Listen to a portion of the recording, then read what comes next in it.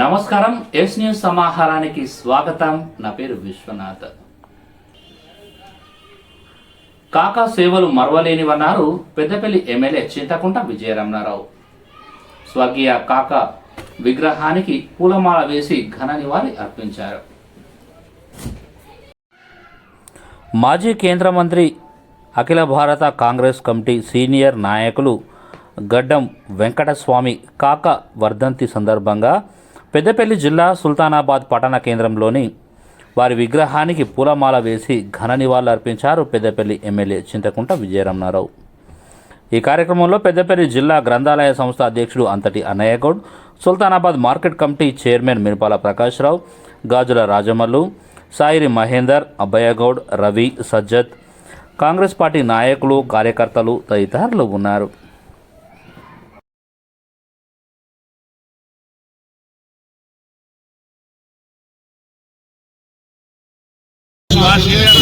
కాకా వెంకటస్వామి గారి 10వ వర్ధంతిని పురస్కరించుకొని ఈరోజు సుల్తానాబాద్ పట్టణంలో మరి వారికి పూలదండ వేసి నివాళులు అర్పించడం జరిగింది.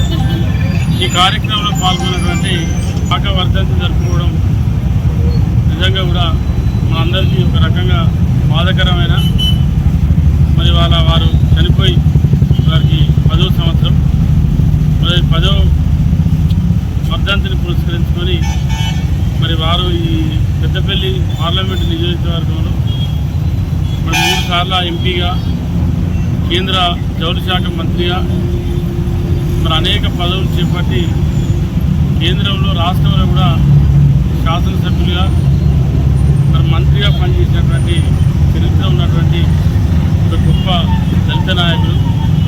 వారు తెలంగాణ కోసం, తెలంగాణ రావడం కోసం, తెలంగాణ ఏర్పాటు చేయడం కోసం ఎప్పటికప్పుడు కాంగ్రెస్ పార్టీ మీద, సోనియా గాంధీ మీద, అంతకన్నా ముందున్నటువంటి ఆ తరం నాయకుల దగ్గర కూడా అనేక సందర్భాల్లో ఒత్తిడి తీసుకొచ్చి తెలంగాణ రాష్ట్రాన్ని సిద్ధించడం కోసం, తెలంగాణ రాష్ట్రం రావడం కోసం నిరంతరం శ్రమించినటువంటి గొప్ప నేత కాకా వెంకటస్వామి గారు.